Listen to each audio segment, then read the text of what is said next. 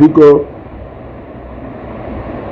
bata ka anyị kparịkwa nwa obere nkata maka okwu na-adapụta anyị a na-atọwa okwu agba. I was off throughout yesterday almost. I did not do program mostly yesterday, and if you notice that for the past few days it seems like I have really slowed down on how I run my program. So I think it's time for us to cover up, and that is exactly what I am doing. Yeah? Governor Eziokwu, yeah? Asokate Zanya, come close.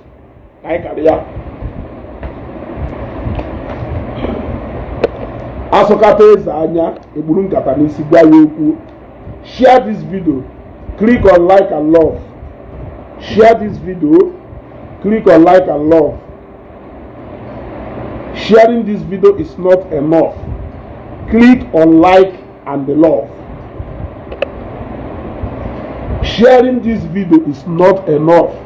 Click on like and love. You get why? Click on like and love. You get why? You rather go share this video, then click on like and love. Imana say na too much of everything is very bad. And balabala filoki awala. Too much of everything is very bad. And balabala filoki awala. I am here to understand what exactly has happened in Rotana for Governor Eziokwu to always, I don't know. Like I have asked myself, aside the problem we already know exists between JPAC, Governor Eziokwu, and Akusayo, has any other thing Akusayo menu, like taking governor's wife or whatever thing? Because to be honest with you, the hate is becoming too much. What has this young man done to you? Akusayo has never come on Facebook live to talk and mention your name. Akusayo has never come on Facebook live to talk and mention JPAC's name. Kerifa Akusayo melo na yeji we happy ekuzuike. Ekuko kuketo na sana mmadụ na-emegono. In a show, we are looking for trouble. We are looking for trouble. You want to go? We are looking for trouble. And Ogo na mmadụ na anụ oji hofo. Ogo na mmadụ na anụ iji hofo. Ogo ayeli. Stay away from that young man. That young man has never for one day come on a live broadcast to mention your name. Why are you mentioning his name everywhere around social media platform as if no way you're gonna azo? Guna azo ako adazo onyeka. Guna ako adazo onyeka patego. Guna ako emwere ife guna ako na azo. Why can't you leave Akusayo alone? It was Evangelist Kobi that took Zion ministry down to Imo State, down to Ngo Ọkpala. It wasn't Akusayo that took Zorobitas to Ngo Ọkpala. Except if you are telling me now that Akusayo is the spiritual director of Zion ministry. But he's not. Why are you always, and this is something that people will not tell you. Some of them who are ignorant and they are these misguided followers of Matthias will always come there to tell you, ride on. Yeah? What is all this? It's becoming too much. If nobody is going to tell you the truth, let me tell you the truth now. I have to tell you the truth, bro to bro, man to man.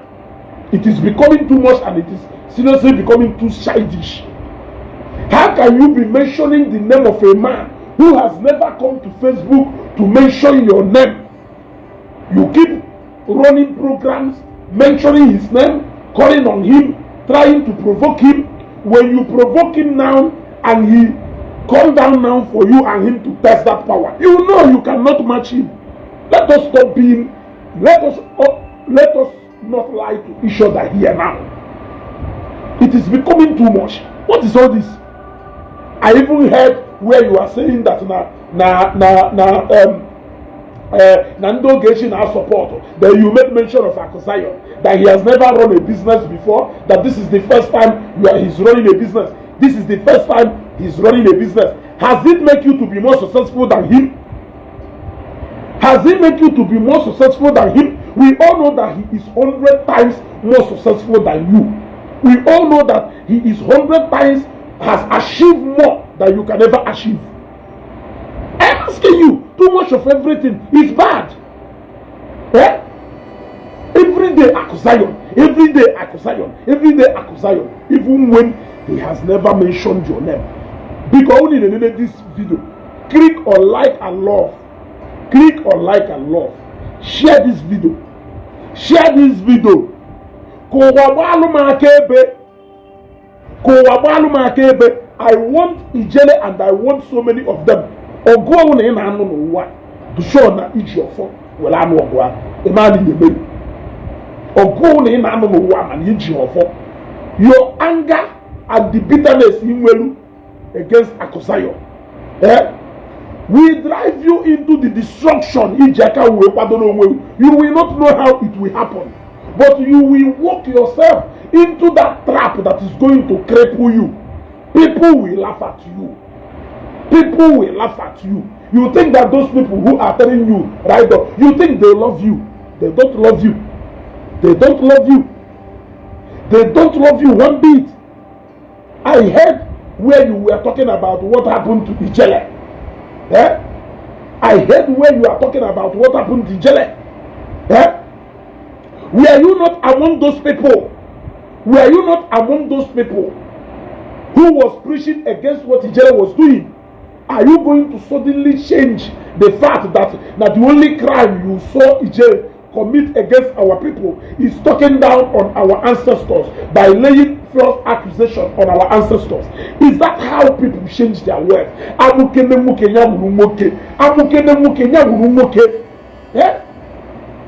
You were part of the people who condemned every single activities of Ijele. Are you changing your mind now?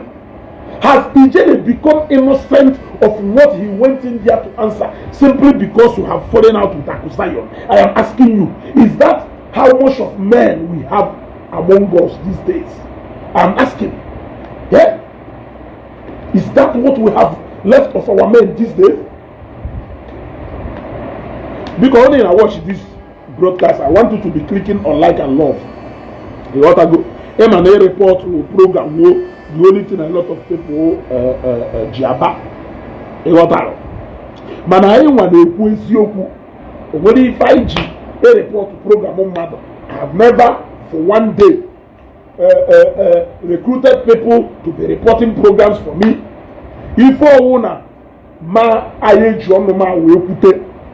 you want him to stop calling Akusayon's name, but you keep calling Ezeugo name. Matthias never know you existed. Now we're short.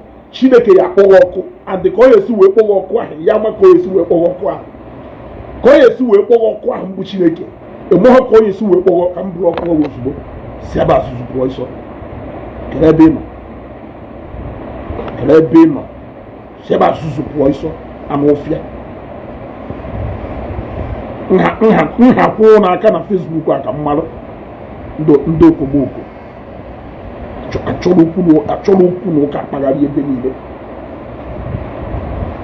get my point?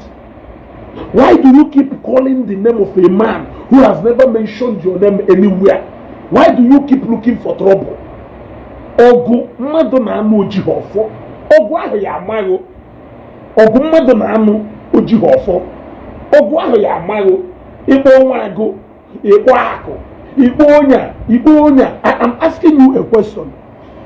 Ijele Odugo innocent of the crime ejiderie simply because na gonna Akusayon adrosi matata, simply because you have fallen out with Zion ministry. Omegoka every single thing is support during the time together with Zion ministry. Omegoka hanchani they were a wrong move. Is that how much of a man you are? Is that how much of a man you are? That no one gonna today. You will like to destroy every single thing together, even the one you got involved so deeply involved there. Why are we behaving like this? Eh? Why are we behaving like this? You keep bragging about doing this to Akuzayon Ngo Ọkpala. What can you do to him? What can you do to him? Akuzayon was in Ngo Ọkpala the whole of today, from 7 a.m. in the morning till the time when you went on Ambode. Where were you? Everybody know when he finished that young man. Surely a Ngo Ọkpala, you ever report Kaifo. All this social media noise, and maybe clearing noise in social media, I think it's more than enough. How can you be backing around a man who has ignored you like a log of wood? Imagine that there is nothing you can do to him. You don't need anybody to tell you that there is nothing you can do to him. Akuzayon carry more. Akuzayon carry Akuzayon carry anything and you know it. Let us tell ourselves the truth. Yes, you said he just started business the other day. If he started business the other day and don't make on a business, make a career on a business, can do 100 times successful. Yes, is that not enough for you to respect him? Is that not for you to respect him and learn from him? Is that not enough? Now people who stay in your platform may not tell you the truth. You run a program, you just told the video, during the time before you made 100 days fasting. Eh? Where some people consider some kind of nuisance, and Akuzayon Ngo where refer to those people. Now on a normal, no one Nifas receive Nasigo say Bawe, Nasigo came baby fan, no one Nanya, but if I you went there and you dig up that video. Do you have so much power? Do you have that so much power to instigate your people to stop Akuzayon from coming to Ngo Ọkpala? But you could not use that power to win local government election. Let us even tell ourselves the truth. Because I know before, I said I am asking you. Let us stop all this nonsense. Because let us stop all this nonsense. Because I know I said, your own is becoming too much. You are losing it. You are losing it complete. Stay away from Akuzayon. No, in fact, Akuzayon and don't talk by force. Say we go be friends abroad by force. We go to the Akuzayon, JP Mayor, or Akuzayon Chotaro. Yes, you went to him to become friends with him. You called him on phone more the time we need to go to number. Now that Gonaya draws him, why is it difficult for you to stay on your own? Why do you keep calling him all the time? Why do you keep throwing passes at him all the time? Why can't you control? You see, this is one thing I don't like about how people behave. Yes, I did not listen to that broadcast to the end, and it was people who called my attention to that broadcast. I was listening to that broadcast. You kept on saying about what JPAC discussed with people. What did those people tell him when he was discussing that with them? You kept hammering on that. You kept saying that look, from Gumudeku, need a no Gechi 42 hour email video Gechi Asayo.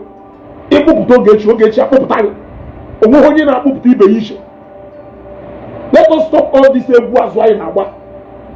eh? Let us stop this kurukele. It will not help us anywhere. You cannot pretend to be who you are not. I've said it. You cannot pretend to be who you are not. We know all of you. We know what you people are capable of doing. So let us call a spade by what it is. You cannot pretend to say, let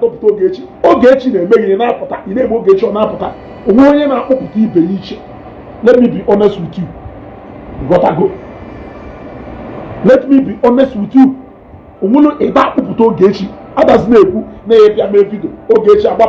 No!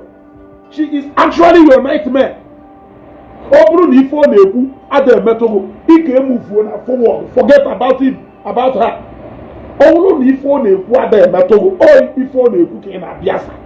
Happened then I say, ride on, ride on, ride on, ride on. He said that you have become the nightmare.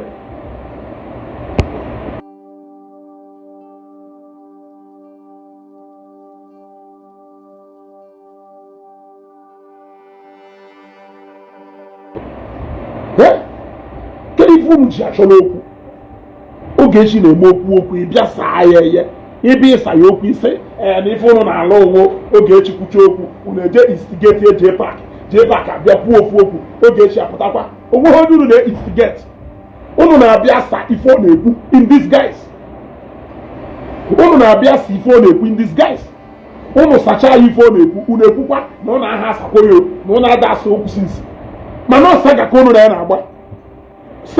ya na-agba the only thing unu Ogechi emerigo unu let me tell you the truth ọ na mmadụ ekwughe Ogechi emerigo unu Ogechi egosigo unu na unu ka na anwụ amụrụ egwu ahụ ndebere ahụ na unu na-agba onye kwuru epa dị efuo unu na-achọ okwu too much unu na-elook for trouble too much stay away from Akuzayon onwe ife Akuzayon mmerụ Akuzayon has never for one day come on Facebook to call your name but every day ka ị na ife niile ejelu Ngo Ọkpala maka 100 days fasting ịkpọdoro Akuzayon and Zion. Now I ask you a question. If you have so much respect for Evangelist Ebuka Obi as you claim, what is your business and concern with the Akuzayon and the Ngo Ọkpala? Akuzayon onyanwe Zion ministry. Zion ministry headquarters ebu that are Ngo Ọkpala board. Or Zoro Bitters headquarters came that are Ngo Ọkpala. I am asking you. Yeah? Zion ministry headquarters came that are Ngo Ọkpala. Or Zoro Bitters headquarters came that are Ngo Ọkpala. Zoro Bitters who Akuzayon way. Zion ministry where Evangelist Ebuka Obi when you are the spiritual director. Akuzayon is only but a messenger. Organ AGOC or then run real things. So what could connect Akuzayon and the Zion and the Ngo Ọkpala? What could connect them? I'm asking you. Who came woman at shop and actually they get up in your cocoa. They were quite a bit of the mother show up without money. Let me tell you, without mixing it. Let me tell you, without mixing it. Akuzayon decided to wake up for you tomorrow. Or it's shocking on the Zion if you are her. You wait at her. And you know you can know you. Yes. And them and the people from Ngo Ọkpala your place will turn against you. What if you remember? Huh? I don't understand all this. I don't understand this. Always be the one again on Ngo Ọkpala. If you did again, all the while you all want to get on before 100 days fasting. In one part, I came to Ngo Ọkpala more than 40 times or 50 times. I did not see you anywhere. Apart from the day in Samoto, somewhere around here, I saw your car there. My motor who they found, but I did not see you one-on-one. I think it's high time you stop bragging about this Ngo Ọkpala board. I cannot chase you out of Nnewi, especially when you have brought development to the people of Nnewi. Allah Shola Tetechinine, Agua Kelafaye. Chike Medike Kotek. Yeah? Can you wake up today and tell Kotek to leave Nnewi? Can you do that? You see any woman Nnewi? You quarter of development. You quarter of employment. Chike Medike Wotana Nnewi as an indigenous of Nnewi. You do one day. Say you use your indigenous right. We're chopping at Nnewi. Yeah? Do you know how many people Kotek, Tommy near employment? Do you know how many people Kotek, Chike, Menike, as only most state near employment? Na Nnewi. Here you will potentially the senior indigenous right as only Nnewi. We're sure you know. If you will only can you wear your people? Can you community? Can you be back and Nnewi? So sometimes we could do so childish or so childish. Yeah? Aku trust her for Kusego, Neya Jesse around Beba Hana Warren and Ngo Ọkpala. And I know he can do that. Yes, I have come to Ngo Ọkpala, I have interacted with people to know that Akuzayon can do that. Let us stop all this bragging. Onye ona monye kemma. Eba no today. Ama monye kamma. Nse na ma mo ho no onye akamu. Ima no onye so onye nwura anu ahazie kume. Wo so se onye amaghị onye ke magodebekwa na onye karị ihe ekwe ịmagogide onye ahụ ụbọchị onye ahụ decide okay, I have gotten more than enough, let me show this person. You want to go? You see? So I don't know. The truth of the matter is that na onye amaghị onye ke n'ụwa onye nwụrụ anwụ. Hapụ na egbe ọnụ niile anyị na-agba. Egbe ọnụ niile a na-agba na Nigeria. Onye ọwụna ma onye ke. Si achọzila okwu a na-achọ. Ịghọtana? Facebook fans cannot translate to you denying the reality. You know the reality. Ịghọtago? And the reality is that na ịma na gụ na onye a gbara mgba na onye emeri na onwe ebe ọ na-alụgụ na. Are you going to run away from that reality? You know that na-eseti elugu na onye a mgba. Match onye a contact to contact, money to money, ndị matu ndị ọma. Even ikle money n'iwu ekperima because eme ha na-ebara isi with ndị egbe. Iche na ọsọgụ ma ndị na-agba egbe. Iche na ọsọgụ ma ndị na-agba egbe eme ha n'isi na-aya agba egbe na-aya agba egbe. Ọsọgụ ma ndị na-agba egbe. I grow up na Port Harcourt. Ịmakwife na mmadụ wa aba brought up. Ị na-asị ngolo. I grow up na Port Harcourt. Ịmakwife na mmadụ wa aba brought up. Ịmakwife na mmadụ wa aba brought up. I'm asking you. It is enough. It is enough. That madness is more than enough. Onye fukwa n'eziokwu nyakwuo.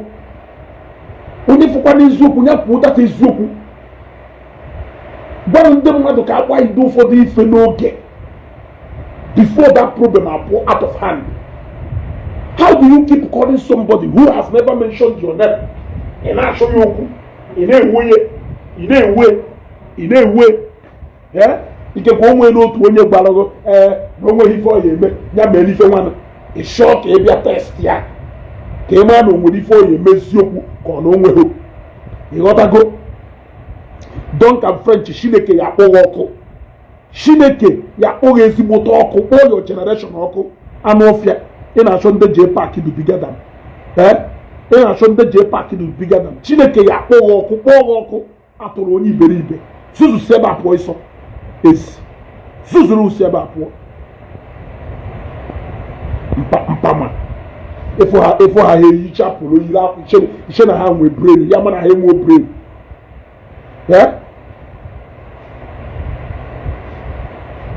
Efu ha eyiricha akwa yiri polo ụfọdụ n'ime ha ekpuru mgbọmgba gogo n'anya iche na ha amụ ife polishi afọ ọnụ ha. Iche na ha amụ ife Yamano ndị iberibe. J-Pack is bigger than you. Governor the national anthem. J-Pack is bigger than you. Wòrí ẹ̀ kerifa na agba wòrí ẹ̀ national anthem tiye na Facebook ka ọ na-agụnụ atụrụ. Ihe achọdo onye edu bigger than na onye J-Pack edu bigger than. Kisi owe nwe ife. Kisi owe nwe sense. Every day Akusayon has never mentioned your name once na Facebook. You only see him in different people now reply to you, just like me. Does he not still show you how much more Akusayon? Does he not show you how much of a person he is? He is not the one responding to you. It is people who are responding to you on his own behalf. You keep calling his name even when he is not talking to you directly. Ono bloku ke na achọ. Owo na chọrọ igosi Akusayon na karịrị ya na Ngo Ọkpala. Ma enu ya eme ka ndị mmadụ fụrụ anya. I am asking. Ịghọtago?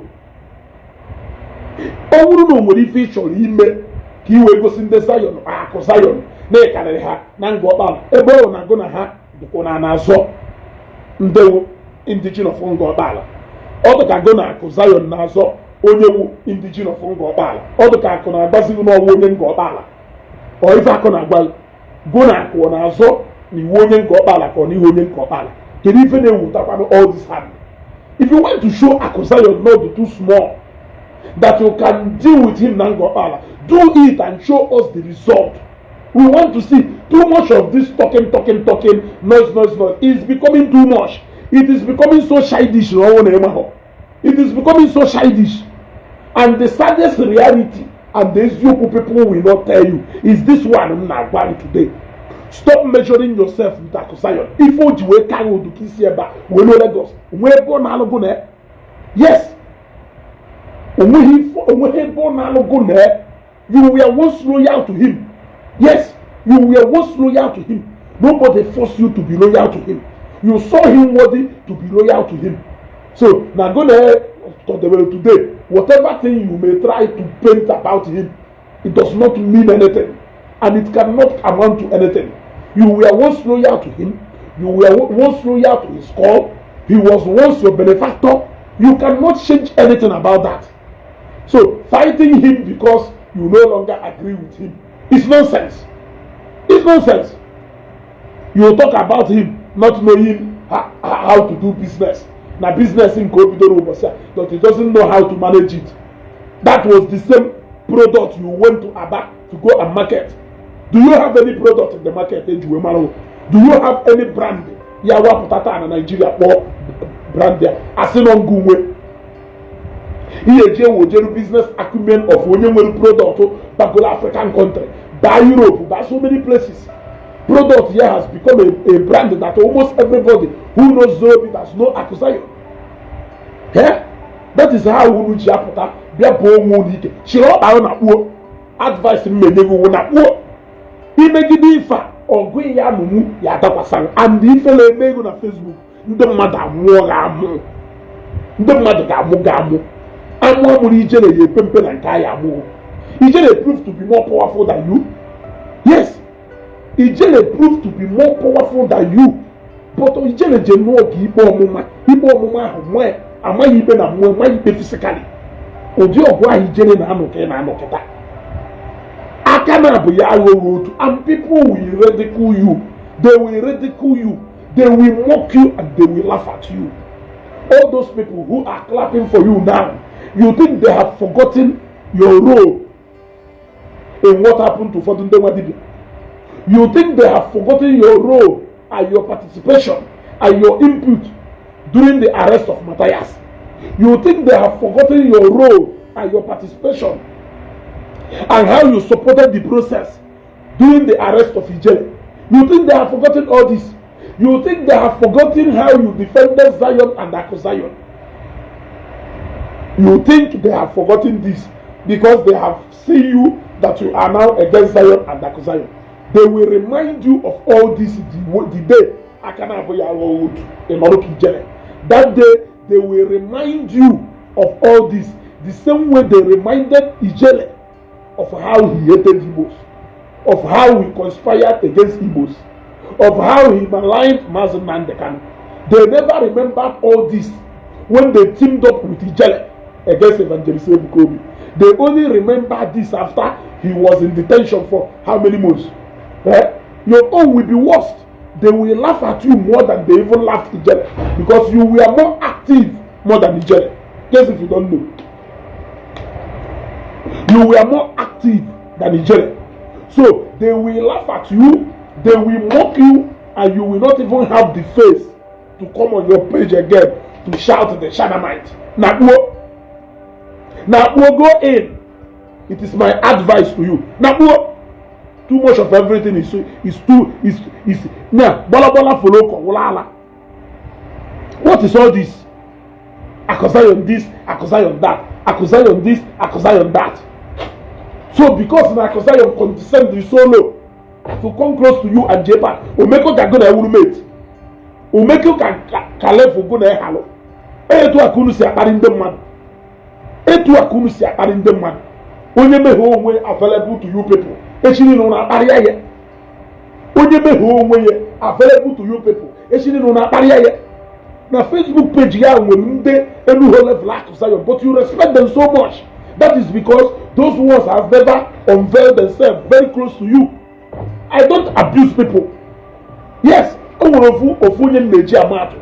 Today, I know that because of what we are doing now, I have become so close to that Ifremononye ministry worldwide. It will be so bad of me tomorrow. When we disagree in one place, I will begin to insult him. I will begin to undermine his personality. I will begin to abuse the privileges to come closer to him and to have access to his compound and shop. I will begin to abuse that. It is very sad and it is very bad, because that person will a lot of people who are trying and making effort to come closer to him the same way you did, but they could not manage. Yes. Yes. So because you have the privilege to come closer to that person, should not give you a slightest idea on how to start insulting that person now. Respect kunya hitu ahunya suwenolo. Imanuku hitu ahunya ahuno. Imanuku eba ahunya ahuno before kuna ewe meet. Tebe kunya heba. Jemelo onwegu. Notaho by force. Notaho by force. If you are getting me, get the point. Oho wo galanya moketa. Udio galanya sokole nyawolo. Owewuru no melo onwe available for you to come closer to him to have a discussion. Echiri ile go na Eziokwu, you will look because of neighbor go closer. Insult wazieye, ekpare wazieye, drag wazieye up and down. If him and iye memu, if him and iye memu before you had an encounter with that person, you cannot do that. Before you had an encounter with that person. Or in fact, you just like him get closer to you. They would like to open up to you. They would like to entertain you around them. Because now the moment they go room for you to disrespect them. Now you are using it to be discouraging a lot of people that want to make themselves available. Oh, very bad. People may not tell you this, but it's very bad. Leave that young man alone. Because when anything result will never go at that young man on the when take a step against you, go show you. Go show you. Pokasile, Amomo Jaffa Defa. You gotta go, man. Open Keru, open promise. So let me block you because you are not even supposed to be here. Omatoro, one Eziokwu na Yeku. If you know my own OS member, ride on.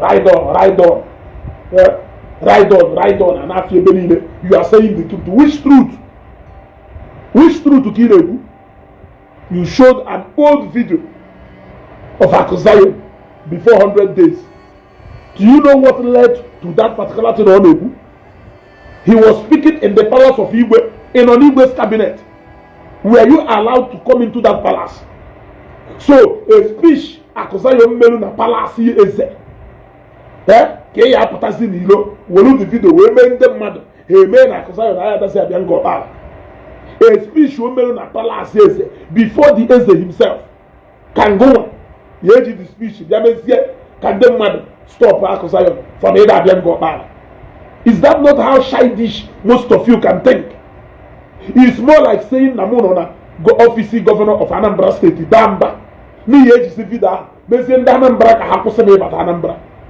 Even nona palace Anambra 1. We bad mba. Onyo nona aka, he take a decision. Can nona aka, can no ni we bamba. Onwe ifo melu. No ngoma, who a commoner. Yeah?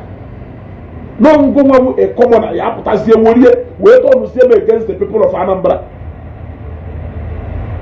The problem we have is that most of our people, they don't think critically. They don't think critically.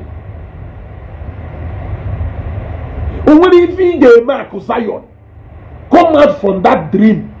Whoever that is sending you on this mission will abandon you and run away.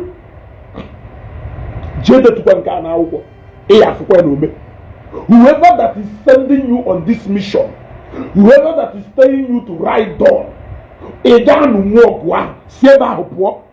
know more than what you think you know. Yes, I know more than what you think you know. Yes, I know more than what you think you know. There are so many things hidden that you don't know. There are so many things hidden that you don't know. Do not put your hand inside the ọkụ. Eti n'aka na mmiri ọkụ. Ọ ya atakwo. Eti ikwo n'aka na mmiri ọkụ. Ọ ya atakwo. Ndị mmadụ ahụ agwa ọkịta anaghị na-achọ okwu. I can't remember the last time Akụzayọm pụtara sị Gọvanọ Eziokwu chukwu wee memu nke. Gọvanọ Eziokwu chukwu wee memu nke. I have never seen that. I have never seen that.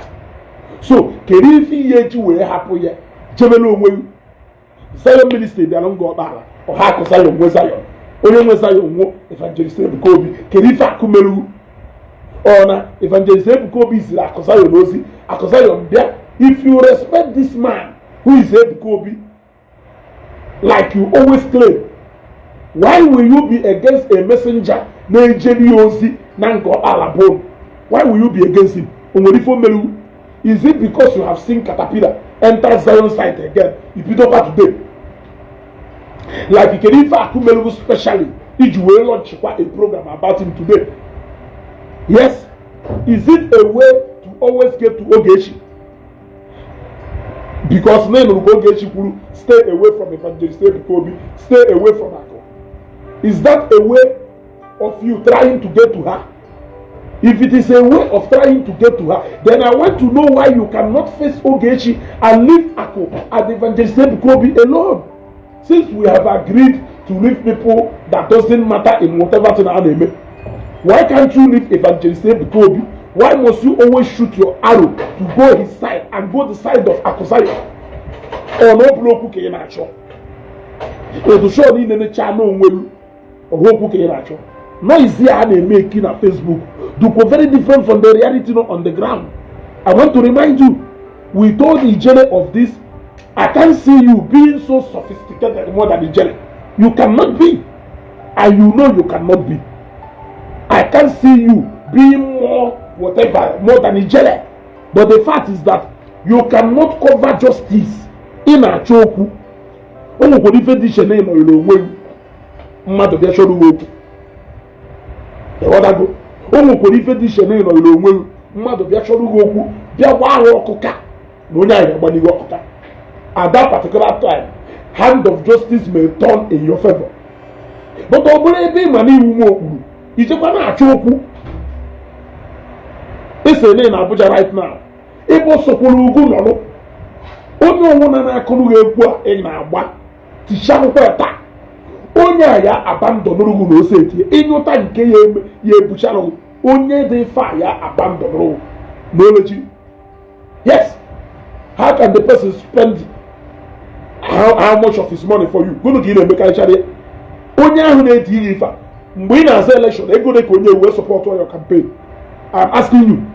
Kelonye dey far ready to come and spend close to 15 million of his money to make case for you in Abuja. I'm asking you, man, I'm going to election. Onye will hold 5 million to support your campaign. Tell me that person.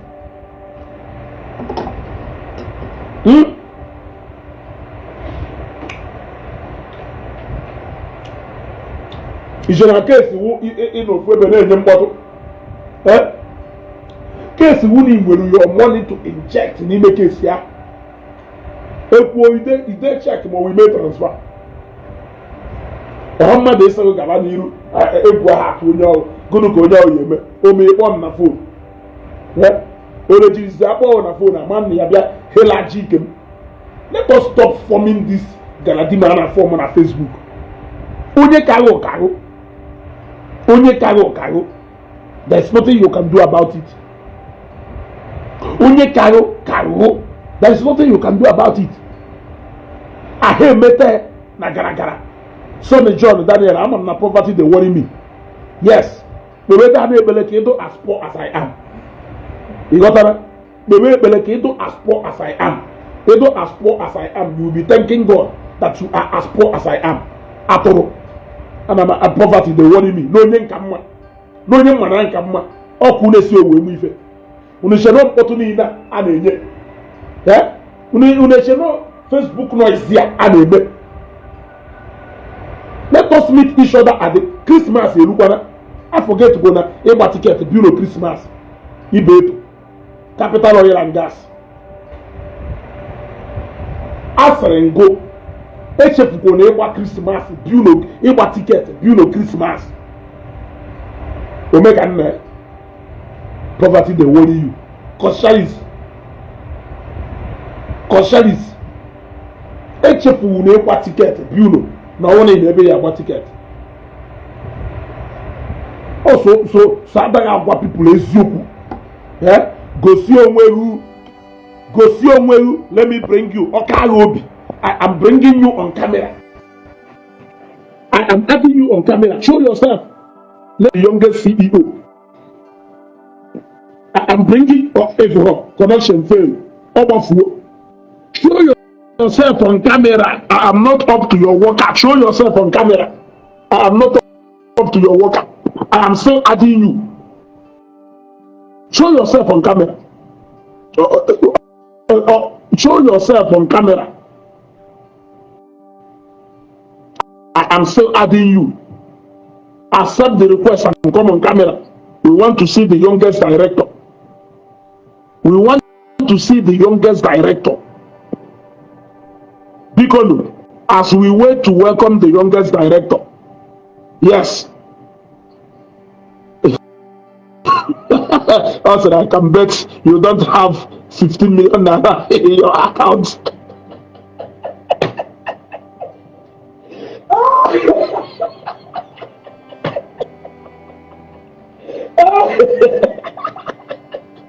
If we go to where my God is just 15 million, which I will know. I'm going to you. Oh, yeah, say I can bet you don't have 1 million in your account. Man, upon young one, he won't go to 15. Thank God they need to do something to the 1 million in the bank account.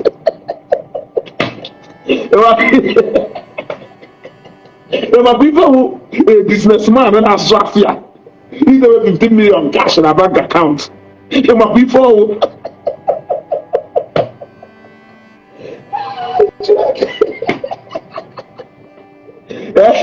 my people a businessman on a Zafia, he's over 15 million cash in account here. Oh yeah, what the book oh yeah, the book a businessman on a Zafia, you know 15 million account. Oh no, thank God the name Marie. Marine, onye go na na-ekwu okwu ahụ sabaka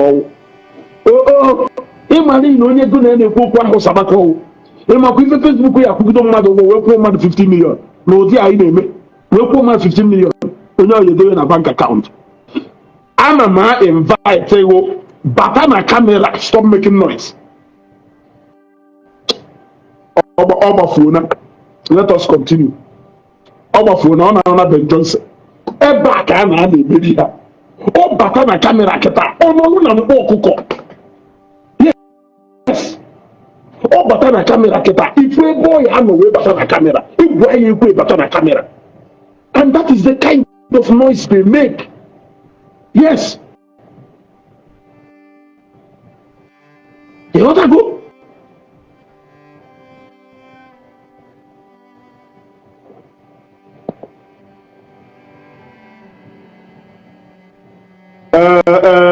Not actually getting beauty.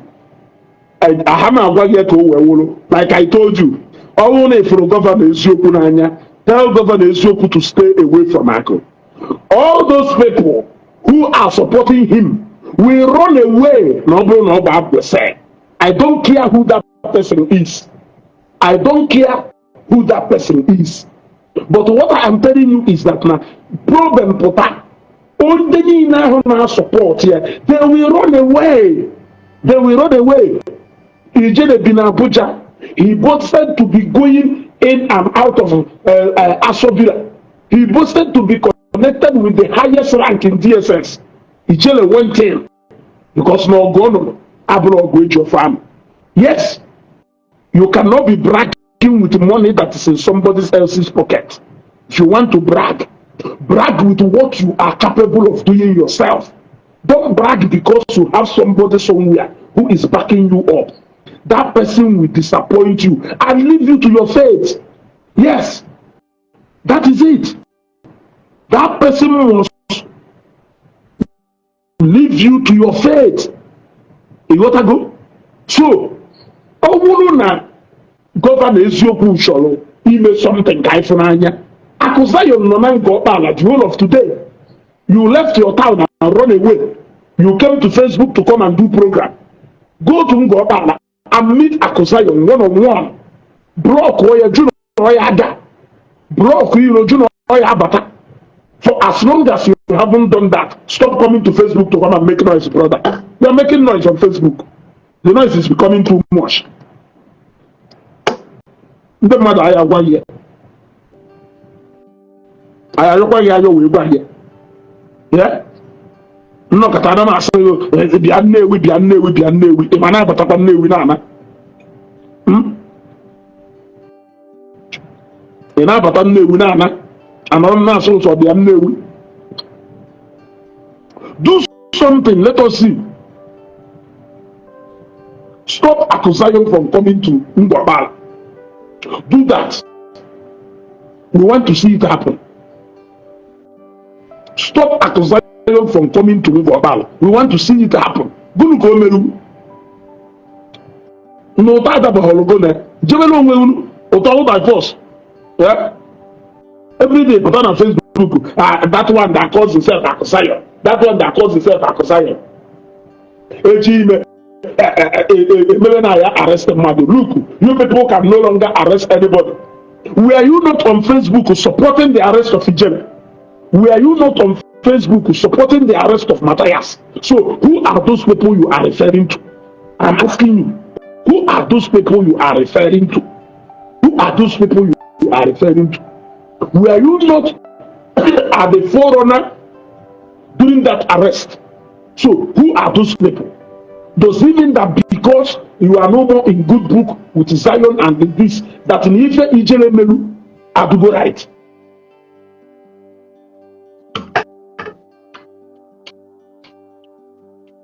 Then I am off and on.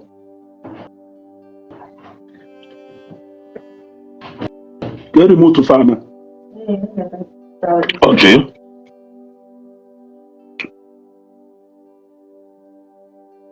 This is the Eba. What am I going to Eba?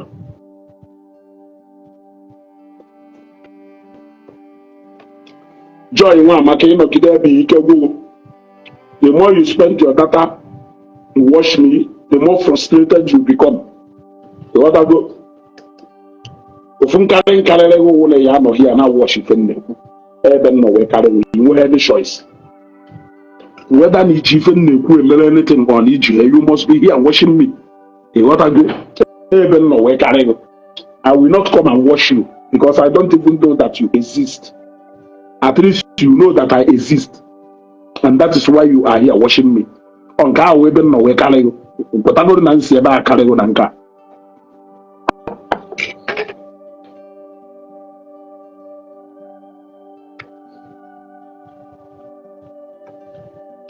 Too many words and no action. Don't fill the basket. Yes. Celestine Picochisum, which careless statement? I am asking you, which careless statement will Kanjo Celestine Pico? So, Governor Eziokwu was more Ngo Ọkpala than Efe Anona Palace.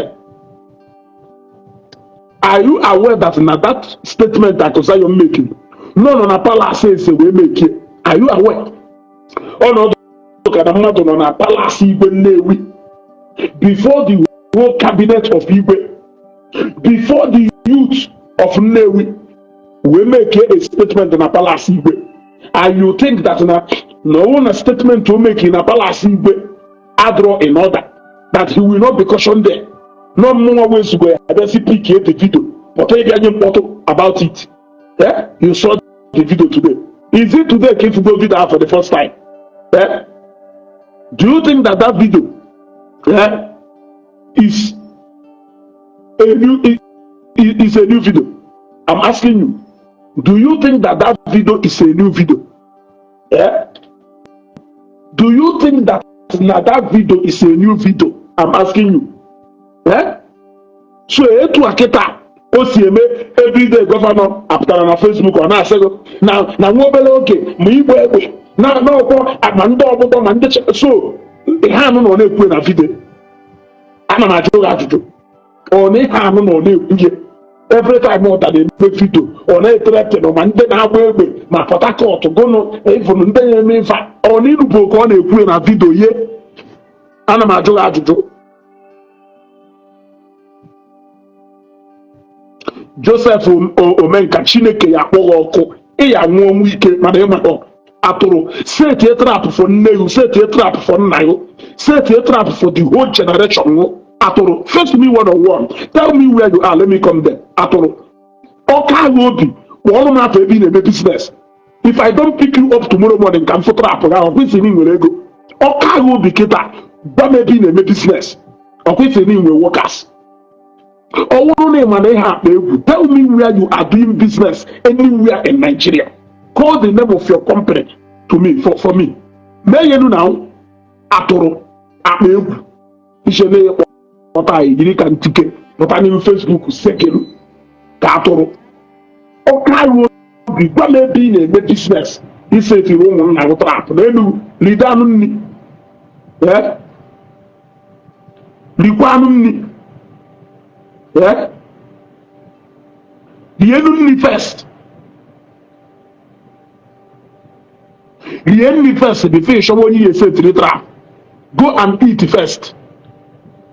Jee chọgodu nri rie iwe chọwa onye ihe teki trap mpama ị na-esetiri onwe trap. Ụnụ na-achọ statement dị right na nke dị wrong. Deal with it now.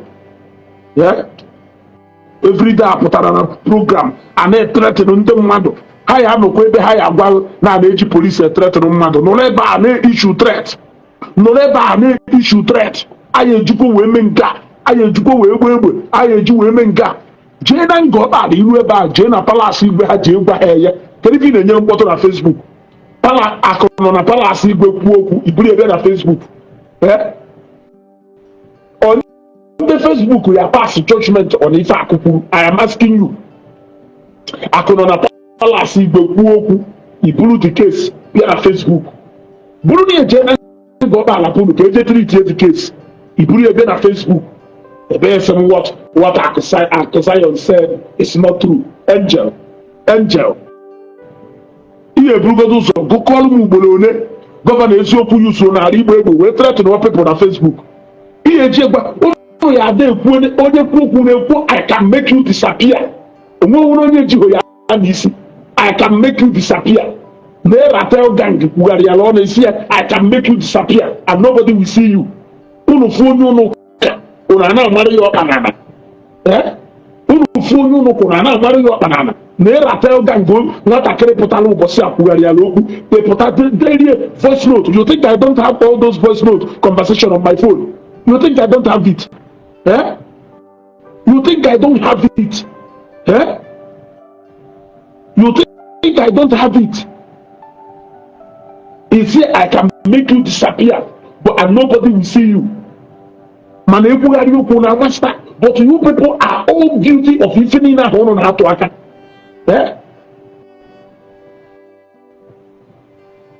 So on Facebook, power. And then you get on Facebook. Make one action on the ground. You cannot do so. Una ne try to regarding do up here and there. Manebu onu fusi onye kono ona lamentela. Unu fu onye kono na lamentela. But unu fu onye unu karele una agba ya threat na gba ya ifa.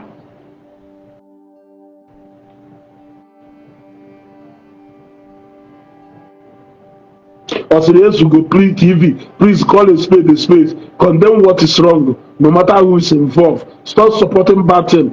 Always Ezeugo. Peg Rofia, I don't need to reply to you. You gotta go. I don't need to reply to you.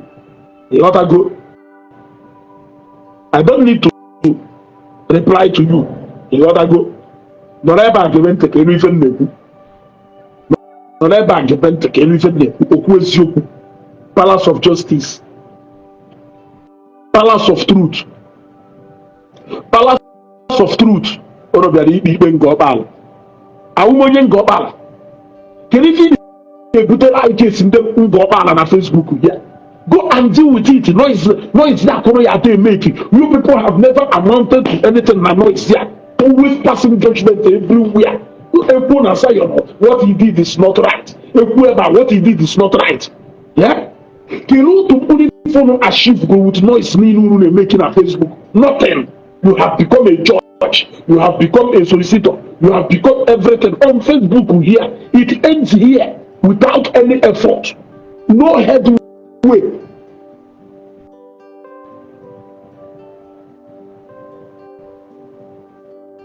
Yeah?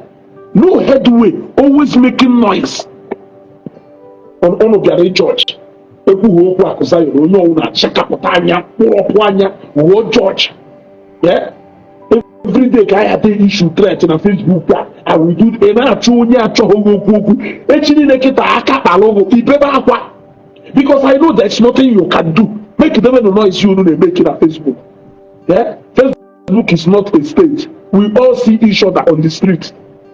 We see each other on the street, even at different places. Facebook I don't know. I don't accept one. And accept the request.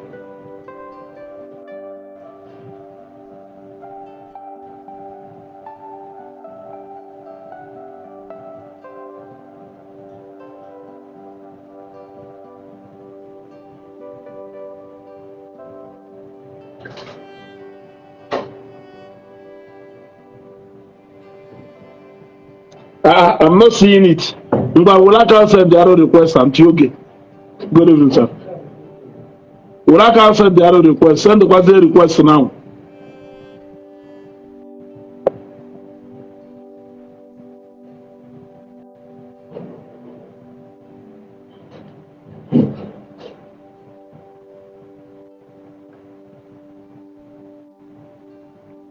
Urunaya condemn.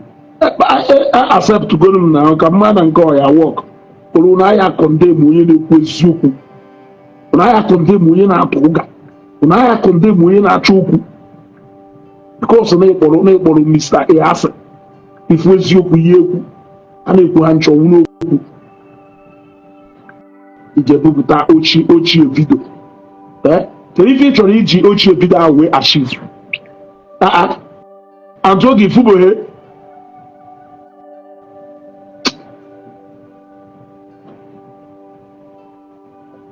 They added.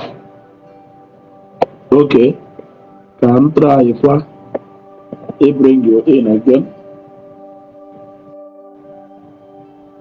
And try and bring you in again. Let's send the one go request now.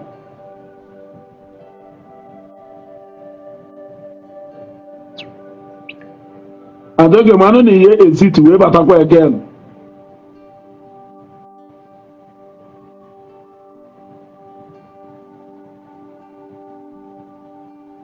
Man here is it came at Antioge. He sent the guy here request and all the bata. Yeah. Is it here but again? He sent the guy here request. But we will another page way but Antioge. Only is it you send the request to Okweho. He uses another page way bata. Na atụrụ ifuru onwe na eke bandit nọ ilo onwe atụrụ ị na-afụ eke ịmaka eke na-atụ ewu ịmaka eke na-atụ ị na-afụ eke n'Enugu onuche na ịda anyagasi ọnụ ka eji afụ eke Chene ya danya ya si ọnụ ka eji afụ eke ifu eke kịta ya gbawa ọsọ oyi abagha ahụ ọkarịsịa nwaanyị ọ netwọk the thing na nsogbu man ọkarịsịa nwaanyị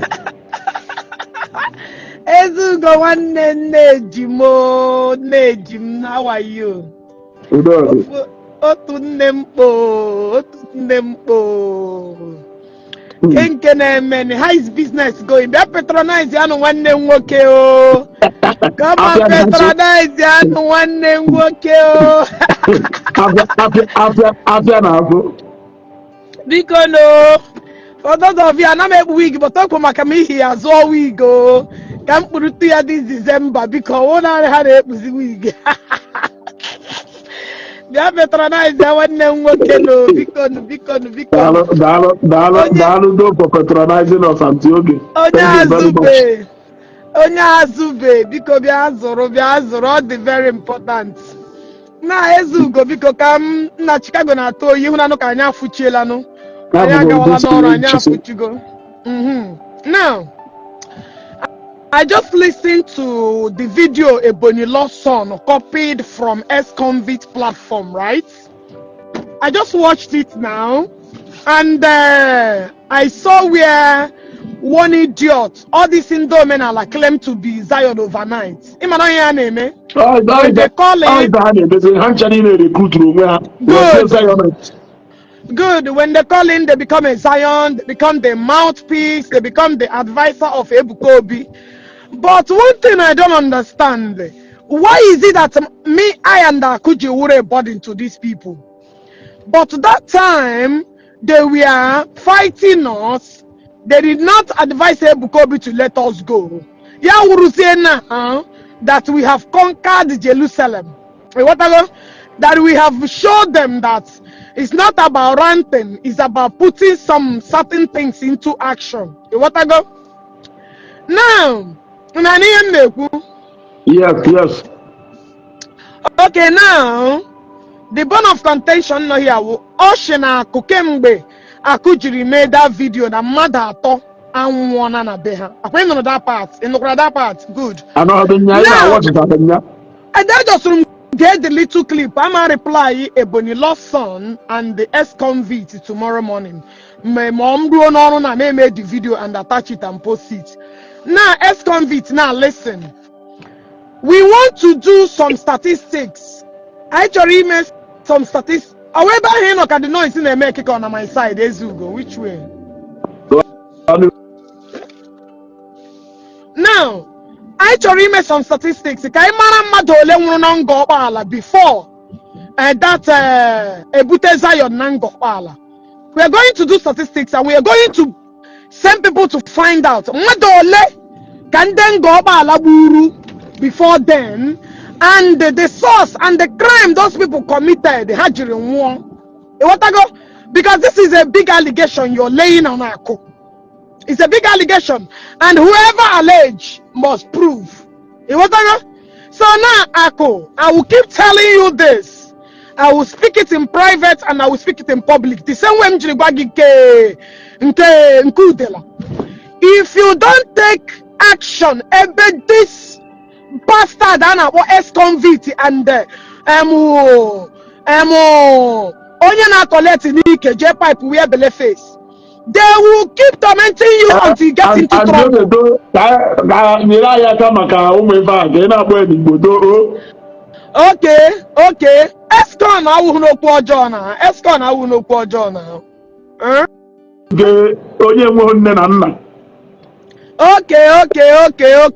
Onyana Bonike, Kambawazia like that. We see J pipe. Now, I will keep saying it. Imana. If you do not take this guy by the law, this guy will be a thorn on your skin. This this amusu and our escon, because friendship that he don't want anymore is really quivering his spirit. Now, Obila be mega allege na Nibura Mado Ngo Ọkpala. This is a very terrible allegation. And then on Obodoha, name development worth over billions and billions of naira. If you don't take this law seriously, get this idiot apprehended, take it by the law, this guy will set you up. And by then, they are delayed. I will keep saying it. I'm a name and then just report it to the right authority and let them know that this guy has been a threat to your life. I will keep saying it. Because we make development in Abefa. And a lot of things will not get involved. Development. He made report it to the normal place in Ngo Ọkpala. Let them call his attention. By then, if he's not listening to their people, by then he get take his ear up to the right places. Agbala Mugia. This guy enwekwa joy. He's so bitter. This animal, this 50-year-old man, enwekwa joy. And you will not understand though. That thing I'm gonna give before, we use that route. I don't tell you. Until even ever hit Taranunchi, Atakalanuchi again. Let today be the last day at Taranunchi there. Because only when he came to Binda, head in Yegishi. That place Gaganunchi, I got back there again to Itanunchi. Only the bitter, Donya can do anything. That place is Taranunchita. Even if you want to buy a nunchi, I would just a common person. They made all the nunchi. Do not go back there because Onya will do everything under his reach to take you away from that place. He am not going to give you the truth. You may not see what I have seen. You may not see it because he won't Onike. I will Eziokwu. Onya the well bitter though. Onya the bitter. Return. I'm actually realizing that don't eat it again. He will go any miles, to make sure Onya one enemy. Because I want bulls or hair she be bute. Echi ama putara ya. Myo hanono ma dara ya hu okun. Sema ya hu enwe uzumi ko genwe. Until you start apprehending all these monsters. Because they see you selling in Hamilton plan in Ine, and the get spend as Zion. And who put through my bupo? Nation Ebukobi should not allow Ogechi Kuru. Now, I got around the whole world. Let me repeat it again. I'm Kupa again. On a panorama. No position no position will get self Ebukobi. I got my so Ebukobi. And so. How else do you want me to say it? Oh, you hear that, Cozy? No, get it, no, Ghana, on your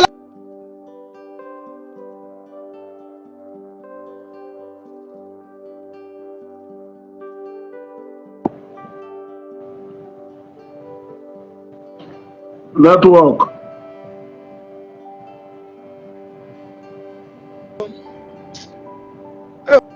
I'm not downtown. No, yes, in an name, I'm not downtown.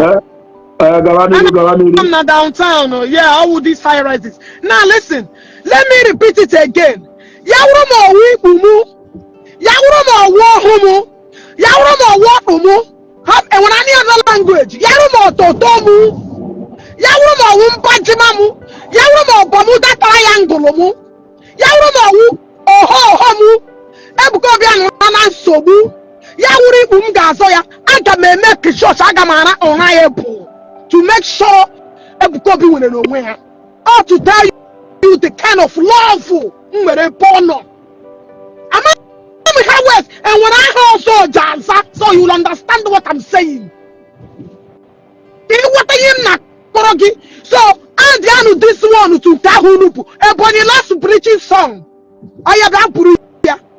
If you just pipe to Ghana, you with a connection will connectionless. If just pipe Ghana, J will tell it to connection. So why won't I to serve someone that I love? Just for connection. Then I for my own. So Ian Pagaguni how may repeat I couldn't prove this one. You put it because I was and I ever hear on they make a noise. Ezeugo. I don't know what's going on. So me push ya now. Me no share ya ma. Maybe you did not understand it. So ki puru ya kona aga. For that idiot that called ex-convict na-ekwu dim lụrụ na ndị dim bere kọshọn gị amado ha magbukwe ashim ihe egbukwa nwoke ara nwaanyị ishigbe gbuokwa gị because amana m chi onye isi ara nwaanyị ishigbe. You have never corrected yourself. You want to correct somebody kage mma kage ego kage nta kage chide amado ha buokwa gị ọnụ. Woman, somebody like because I did not allow you guys to wear yellow copy. I did not allow you guys to wear yellow with lies because I was a present. Now, you could not propaganda, you could not do anything. I get him as leave Zion. Ebuka must come and address. But when the going was tough, all of you were cheering Udela up. All of you were cheering Matthias up. All of you were cheering everybody that stand against Ebukobi. I and Dako and the Ezeugo and the other people that love what Ebukobi does. We are here fighting with every blood in us. Yeah, we say who they defeat Hanyu, who they this another angle. Why we don't get to come? I left the Zion because of forgetting. I left the Zion. Somebody like that got it. Only men allow wall on Zion member. Ndotu Matthias have come to Zion member overnight. They have come to Zion members to prove a point. Ndala. See, we are 1 million miles ahead of all of you. I need the 1 million miles ahead of all of you swan. You want to go? One, I heard Jamu Yashawojo. And I heard you propaganda and lies. Yes, I need my way. We know now. Says you go nemu. I will leave you. I'm going to work. Let me continue to listen to you. Guys, before I want to go and patronize Ezeugo. I want a wig, my 40,000, my 50,000, my 100. He must not buy the ones I bought. You must not buy in Dokego. You can go as Ezeugo give in the 40, 45, 50, right? 35 even. Oh, even 35. Go and patronize Ezeugo. Simple. Buy and remain loved. Thank you very much. Thank you very much. Yeah, thank you very much. You see, Hanchanile, I will go in the Zion members because now I was saga. You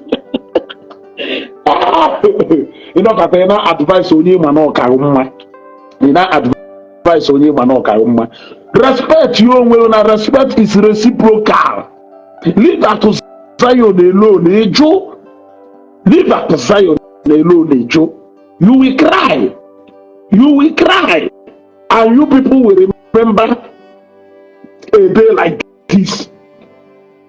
I made this kind of broadcast before Matthias was picked up. Matthias said because now if because no committee and a crime. You gotta go. No committee. Joseph Omenga, I think it's time for you to zoom out of this page. You know you can take a seba Zuzu and off here. Zuzu seba bunch of criminals. Bunch of criminals. Yeah. I cautioned all of them. I cautioned even Ijele. I cautioned them. Mane mani EGG yes also anani eh Ijindike yes also wala anani ando ukobulu won't shiriye. Stay away from this young man called Akosayon. Akosayon has never wronged you. Akosayon never jopuhogu. Akosayon has never openly said anything about you. Why can't you leave him alone? Oh no, Matthias is young. Of course, we have to respond to him because we are Christians. He's referring to us. But Akuzayon has never made any video to that effect. In fact, Akuzayon has never come on Facebook to bring it up. Poor. Anything I show you, anything I follow Yafa, anything I drag here. Eh? You are looking for trouble. Eh? You are looking for trouble. Yeah? I'm a woman of the pay. That's how I feel now. That frustrating. When you go to find no solar light, say you will walk. Apia mfano mpia solar ye omulu ogwebie yobana. You are looking for trouble. These people I got back here until I can go to. They will run away. They ran away from Ijele. They ran away from so many people. They will still run away from you.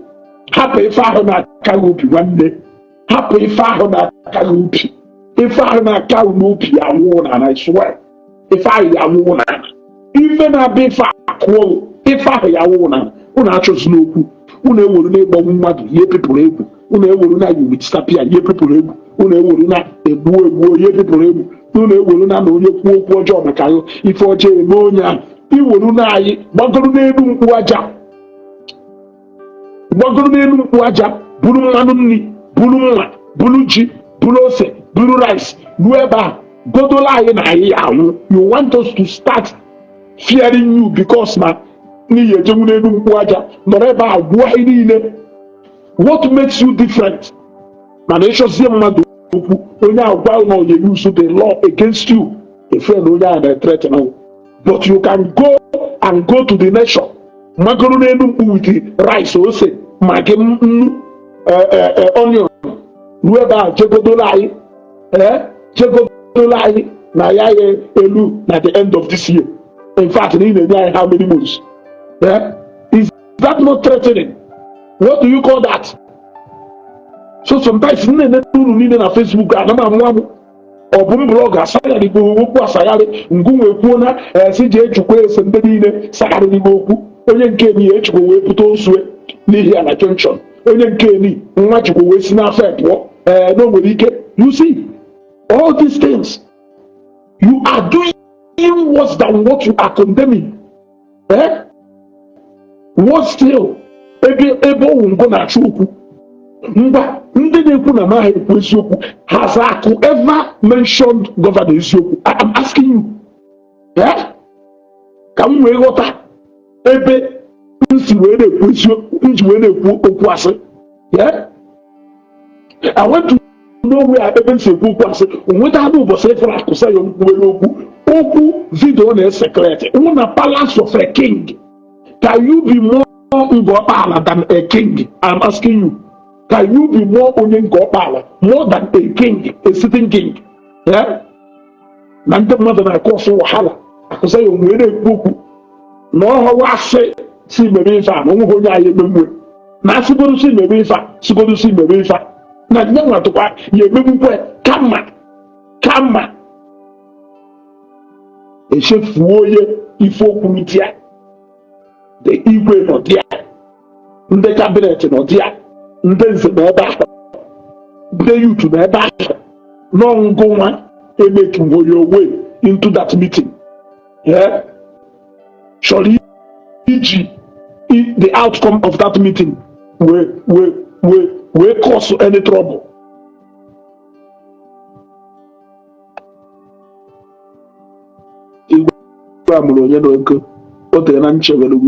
I will be blocking all your effort. Goosey way, disguise you when I will still block you. I block Panango. I can block one account. Block Shaggy Chopade from one other fake account. Papa block Pango. What I go, he keep a fake account to do make it. He may pay shy, but I block Pango. What I go. So let me tell you the honest truth, Governor Eziokwu. All these people now say what I done. They are the same people and they are still Matthias. No two Matthias. Or carry here to ịchọ na ekele right on achọrọ m ime ife karịrị obi. If it the law will come after you. And when the law come after you, you cannot do anything. You cannot be you cannot be greater than Nigeria as a country. You cannot. Respect your way by the way. Oh no, when you shock I'm gonna go, or no will what shock I'm gonna go. Jepu na Zion ground there born. Jepu na Zion ground there born. You Jepu say how to say this social media ranting. In accuse you akọ na tinsi otu ekwuchi okwu na ndị mmadụ ị na-achọgharị okwu na ndị mmadụ anwụọ na bụrụ ị na-achọgharị okwu ụbọchị ihe kote ife ị na-achọ mma nwụkata gị amụ na Facebook a mahal yes mma nwụkata gị amụ onwe nke emere ijele gbuo obele ụnụ bụ ife anyị mere ijele na Facebook a kịta ka anyị decide ka anyị hapụ ya nke emere ijele na Facebook a ya wuo obele na nke a ya emerụ nke emere ijele na Facebook a ya wuo obele na nke a ya emerụ ịghọtago then amụ ndị ị na-eme ka ị na-eprisi abụghị mụrụ ijele ya wuo obere ife na nke a ya mụrụ si na ọmụ gwarụ na akpachagharị ịma na anụ ụtụtụ achọ ha aka ọtụ ụlọ na-aha ama when to stop anụ ụtụtụ a chọghị ịtụ ụlọ ụnaha ama actually when to stop and when to continue. Stay away from a guy who has done nothing to you. Stay away from Evangelist Eziokwu. Stay away from Zion. That project, a project here benefiting Ngo Ọkpala niile. I've interacted with many people from Ngo Ọkpala from far, and they have all told me how happy they are. Are you the only person who is not happy about that project in Ngo Ọkpala? Are you the only person? Why would you want the relationship between Ngo and Zion to change everything about Ngo Ọkpala and how beneficial it has become to the people of Ngo Ọkpala? Now, government house Ngo Evangelist Eziokwu CFO and Ngwajeki dispute way kamane kalere government. Jeba kita kije kopatu na kamane kalere government. Government wa na niile onye ha chọrọ ya nya. Jekwe ba again kije kwakọ akụkọ anajukwuse anajigalese ifi jetara ba bru. Respect kene no mu na respect they say is reciprocal. Respect they say is reciprocal. Respect Mr. A, ka Mr. B will respect ya. Achọzi n'okwu ụgharị debe nwere ife ihe ma akụ Zion na Ngo Ọkpala, and that Zion oge raised a very important something today. Biko ebe ahụ eji taa anụ nchi akụpọwa ebe ahụ eji taa anụ nchi biko nke karịrị akarị iwu nke mmadụ riri n'ọnụ biko ana m ayọ ịkada anyị mkpa anyị achọghị ka anything mee ịghọtago ebe ahụ eji taa anụ nchi ejezinata rice biko ejezinata and ejezinarị rice because these people do more desperate and bitter. I don't know.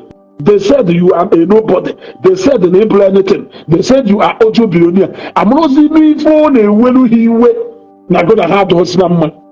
Only no say no a nobody. Only no say no he forward. Only no say no audio ka. Can he phone no ya have to host him. Can he phone a welu hiwe? Can he say the fa who no benefit karisha ne wu hiwe? I am asking. Can he the fa who no benefit karisha ne wu hiwe? Because no manu kwasi kunu na-ekwu je back kesịrị na-enyere ya ego ole ka iwe mee advert 0 bitters as a friend niile ebe ewere ya na-ekele mgbe jụọ ya ajụjụ wee sị kororo bitters emerụ ambassador ego ole ka ndị kororo bitters nyere wee mee ambassador for 1 whole year. Ego ole ka akụji wee appreciate you for just one time. Una na-atụ ga aha together ọda aha culture, it is running into millions, and we are talking about close to 5 million, over 5 million. Every day to sign for 1 year contract. Na Kololo Peters, Ono machi Eziokwu, Una Maro Manato. Happen to this young man, Ono Ilogbe. Yes, happen to this young man, Ono Ilogbe. Ono said, Ona chose to pay. unu sị n'ọwụ nka, unu sị n'ọwụ nka, unu sị n'ọwụ elu, unu sị n'ọwụ ala, ọ nọghịkwala onwe, unu chụkwa na ụmụ ya nọ n'onwe, unu a na-achụgharị ya n'ike ka nsị, unu na oge chi na-anụ ọgụ, unu na-ana akụ Zion, ekwugharị agha na mfọ Zion, unu a na-ana akụ Zion. Na zoro bitas, ebe a na-alụ zoro bitas adụrọ na Ngo Ọkpala, ọ evangelist Ebuka Obi nwee ministry na Ngo Ọkpala. Kedu ife ị na-akpọrọ akụ Zion na Ngo Ọkpala ebe ị ma na nọ evangelist Ebuka Obi zieli ya ozi ọ na-eje na Ngo Ọkpala? Ọ wụrụ na claim ni respect that man evangelist Ebuka Obi, why will you be after onye oziri ozi na Ngo Ọkpala? Is that what bitterness has driven you people into? Anything na akụ Zion mmeri echi niile, enu na anaghị agbara ya aka ebe. I am telling you, anything na akụ Zion mmeri echi niile, enu na anaghị agbara ya aka ebe, because unu na-ewu kịta na-chọkata ewu kata ọ na-anakpuru na-ewu ewu na-achọ ya, unu na-achọ na ahụ ka ọ pụta bịa n'eso ntị. Amaghị m ife na-akụ unu obi, amaghị m ife na-akụ unu obi. Be rest assured that na onye ahụ na-aka ya obi wee rụọ na-enwe na olejiri, onye ahụ ga-agba ọsọ na olejiri. I am telling you, onye ahụ ga-agba ọsọ na olejiri. Amụrụ m onye dị ife ahụ, mana ọfọ eji ọgụ eji ọfọ na ogu anọ, asị na ilo na asị na-egwu ana, ọfọ na ogu enwere mkpuchi. Ilo na asị na-egwu ana, ọfọ na ogu enwere mkpuchi. Ya danụ oge iji ọfọ, ya danụ oge iji ọfọ. Unu emena more than how many live broadcasts maka one man who has never done one broadcast for you. Go. Unu emena more than 50 live broadcasts maka one man who has never done even one broadcast for you. I am telling you, now is it not becoming more disgraceful and childish that every day Zion, he has never done business before, the only one on him, he doesn't know how to manage it. Can your brand? Can your brand? Can your brand? Can brand you will? He just say na a man who will product to go to a man who will product to go accepted in Nigeria, outside Nigeria, even in Europe, even in Asia. That's normal higher business. Guru Kine, you will make such statement. I am asking you, this is a man who you have been once loyal to. I have said it before. You were once loyal to him. You were once calling him sir. You were once answering him yes sir. I was a witness. You were answering him yes sir. Yes sir, yes sir. Because no kwese guru go na eketa e wata go ya anya. Go na ye awo kwasiena na go na ya ha. Go na ya ha kwasiena. Head you shenda. One more comment here. I will block you from here. Zuzurusina page up. You are not welcome in this page.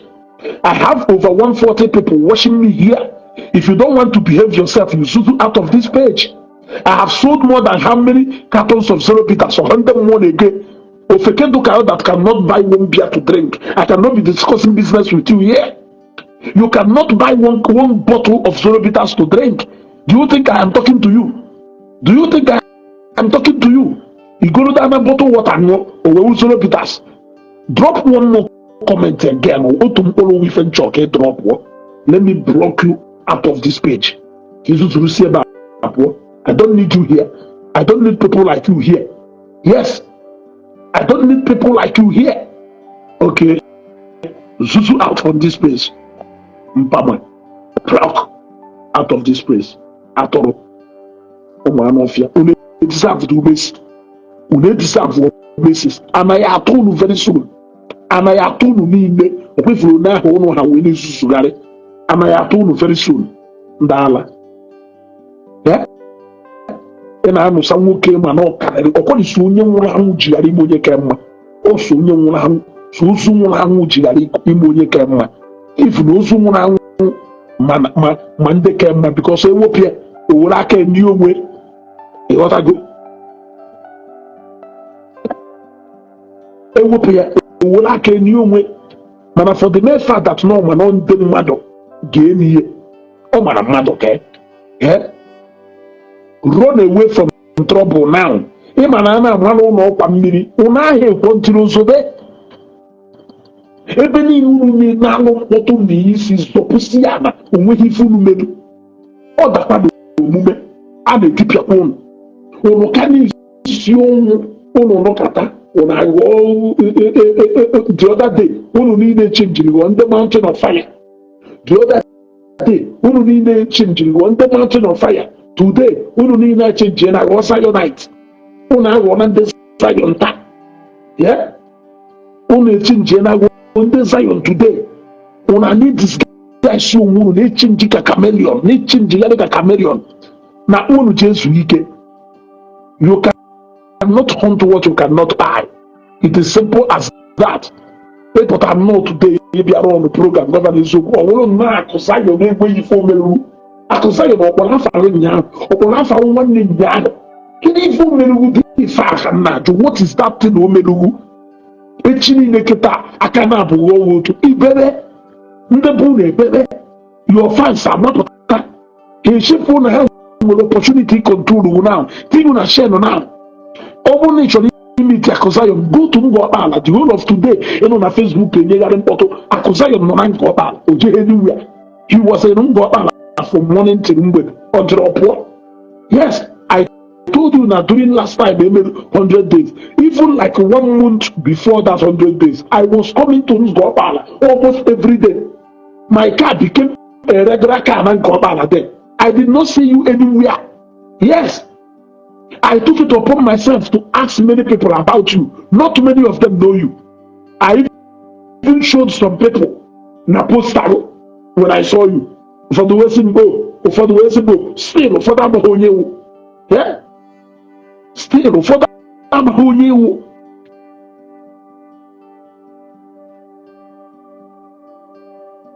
I'm asking you, go and make yourself approved among your people.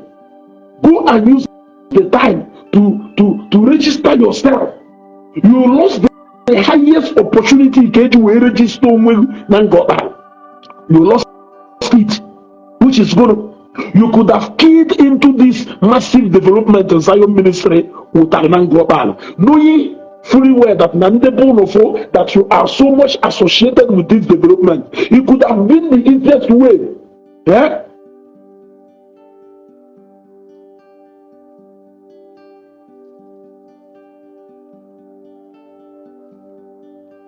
I think na Ghana susuru si ebe apụọ ụmụ atụrụ na-enweghị ego nọ na-akwụ mmadụ ọsọ noise kono ya deme na-enweghị ego nọ na-akwụ mmadụ when the money they pay you expire gbuo ebe ahụ atụrụ every day money na-enweghị kọbọ nọ na-akwụ mmadụ onwe onye bejisiri ụlọ aka na ọba ịkwụ mmadụ ụgwọ when the money they pay you expire atahomonu tie pak emego every blogger no out there reduce every blogger to ndị a na-akwụ ụgwọ.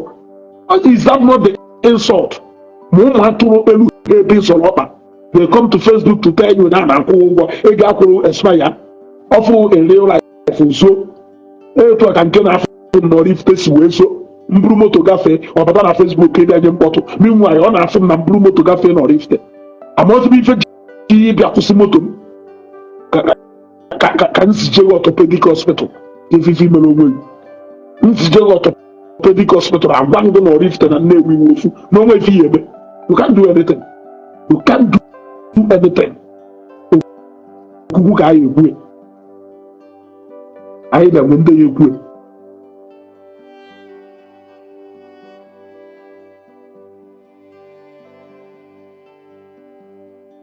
When you the greatest opportunity,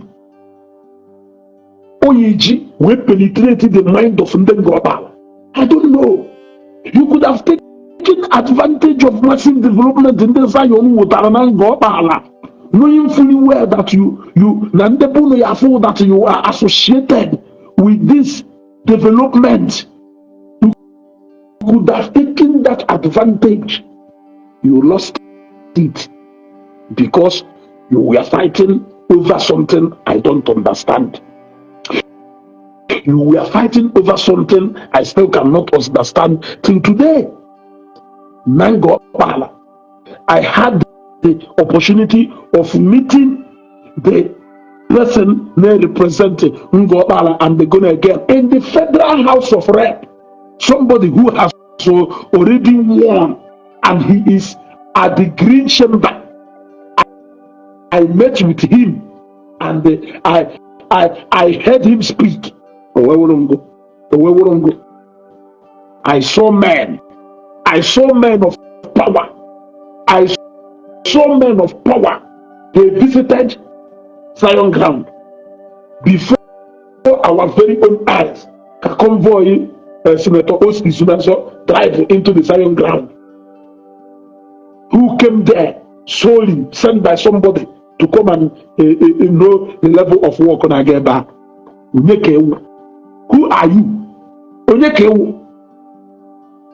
Here is a local government chairman. Nde no federal na bia there. We won't go on as a local government chairman. Omo da go hoye ya ho.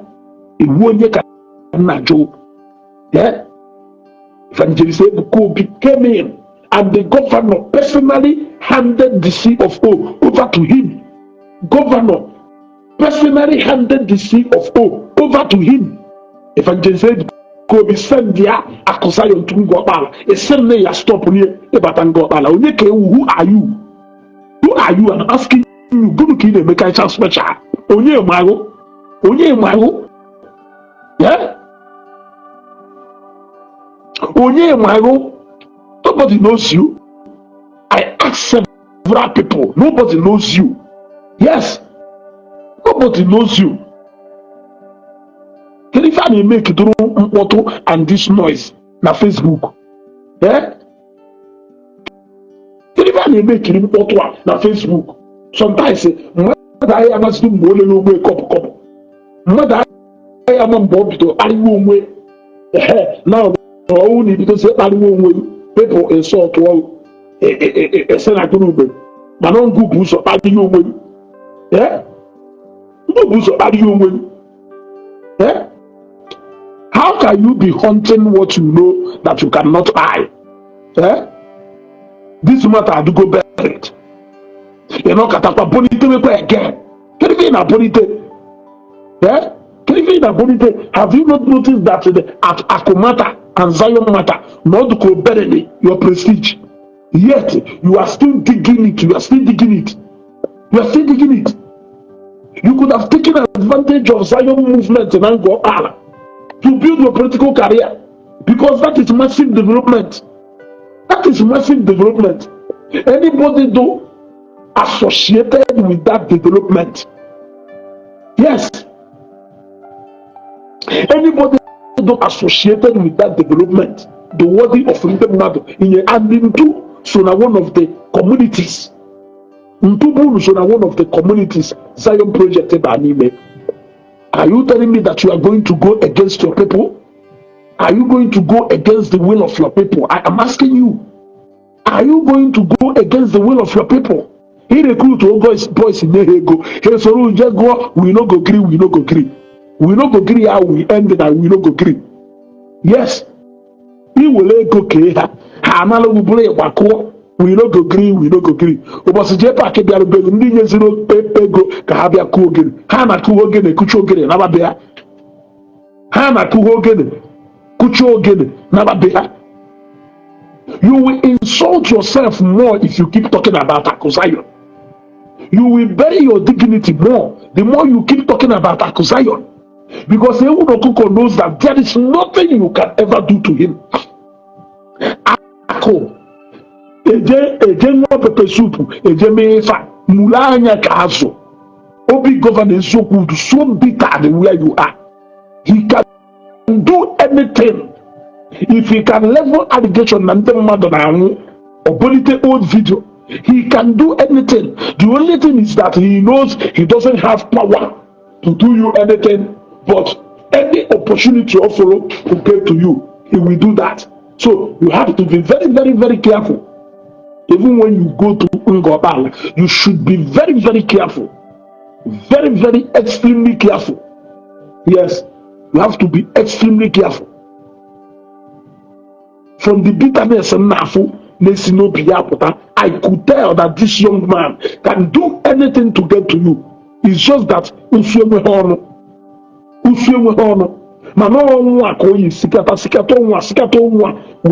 something one day. Go. So you should be very careful. Say just not Jerry rice, Jen Maya, water in millisecond. Obviously, if you have blue bottle water and motor, and be very, very careful. Guide yourself with caution. Guide yourself with caution, because I want the governor Ezeugo will keep doing it. Case Akozayo Njukose, Akozayo Njigarese, Akozayo Neme Kataboive, or Rafa. Yeah? Akozayo Neme Kataboive, or Rafa. Yes, I'm joking, you are right.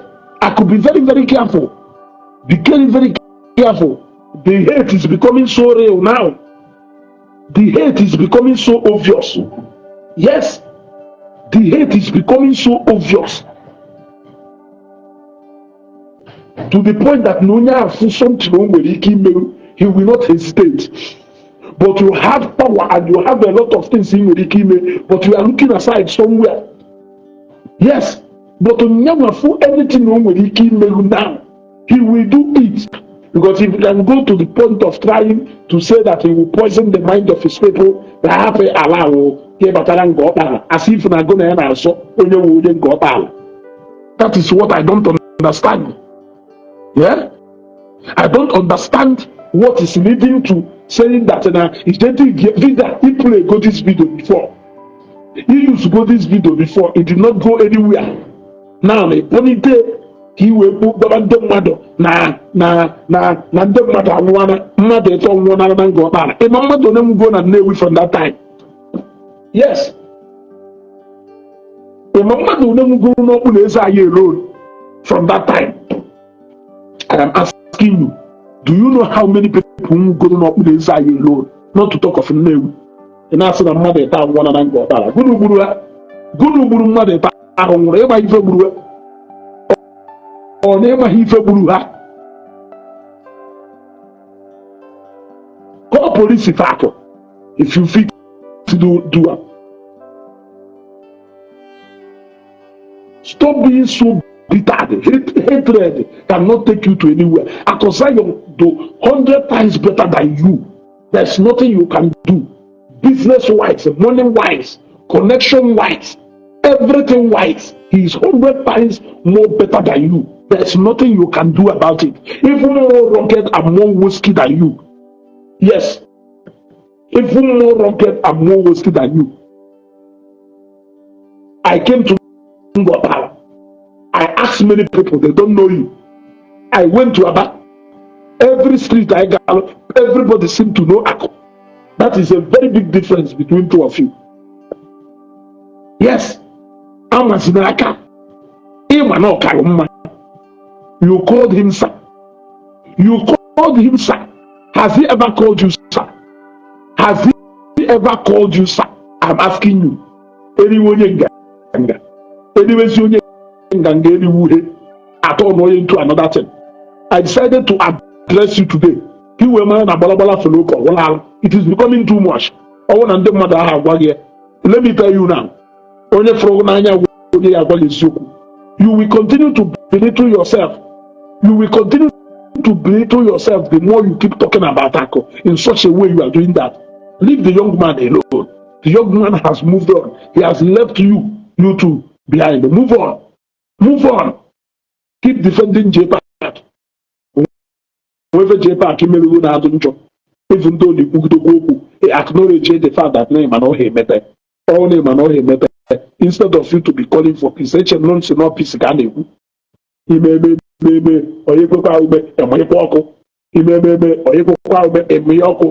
you even said it openly that therefore I did well knock at when I see J back or get wolf or on a kuofu go get you where kuofu.